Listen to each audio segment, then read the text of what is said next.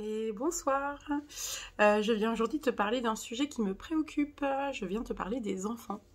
Aujourd'hui en séance, j'ai eu 3 enfants différents et tous avec des problématiques autour de la peur, de l'anxiété, de la question d'avoir sa place dans ce monde et dans cette vie et dans son environnement. Et je pense que en ce moment, c'est des questions qui viennent vraiment préoccuper beaucoup les enfants et je pense pas que ce soit un hasard. On vit depuis 2 ans une situation assez difficile, notamment avec le Covid.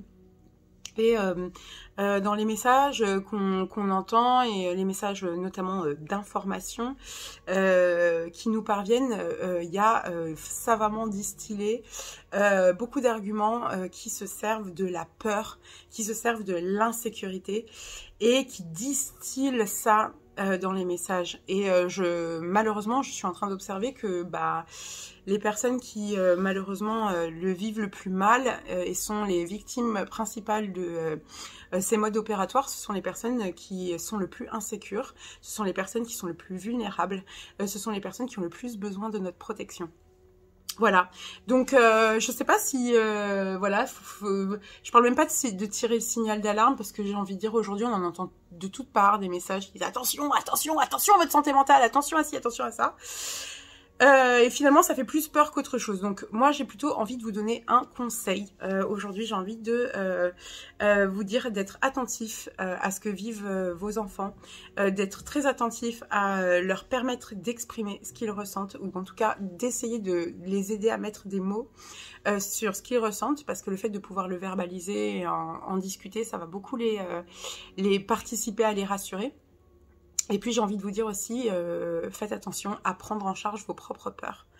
Parce que forcément, si soi-même on est effrayé, si soi-même on est anxieux, si soi-même on est stressé, face à notre enfant, on va avoir beaucoup de mal à le rassurer. Et quand bien même on arriverait à le faire d'une manière raisonnée, d'une manière inconsciente, il y a des choses qui vont venir s'ancrer. Je tiens quand même à préciser que la majorité des enfants n'ont pas de problème et quand à l'âge de 3, 4, 5 ans, on commence à avoir des soucis de pipi au lit, de peur la nuit, etc.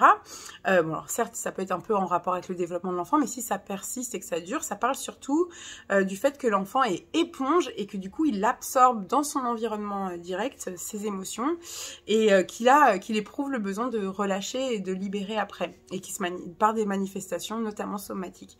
Donc attention, nous en tant qu'adultes, à être bien responsables de nos émotions, à faire bien attention parce que c'est pas juste les enfants qui doivent apprendre à gérer leurs émotions.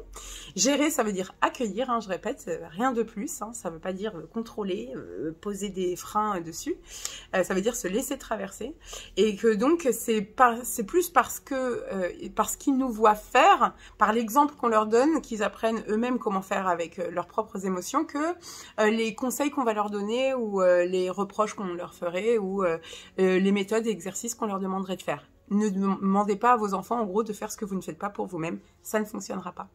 Voilà, donc voilà, mon conseil, c'est vraiment d'essayer d'éteindre un maximum les écrans, dès que possible, de les protéger de ça, d'installer aussi un cadre rassurant à la maison, pourquoi pas de pratiquer un petit peu de yoga ensemble, etc. Il y a des mamans qui font ça, il y a des chaînes de yoga pour enfants, vous faites 10 minutes, un quart d'heure de yoga avec eux, respirer, faire une activité de création aussi ensemble, ça peut être cool, dessiner ensemble, voilà, inventer un monde qui nous permet de nous exporter de ce qui est difficile en ce moment, et puis pour leur permettre aussi de se rassurer et d'avoir un endroit où il y a un cocon qui leur fait du bien et qui les sécurise.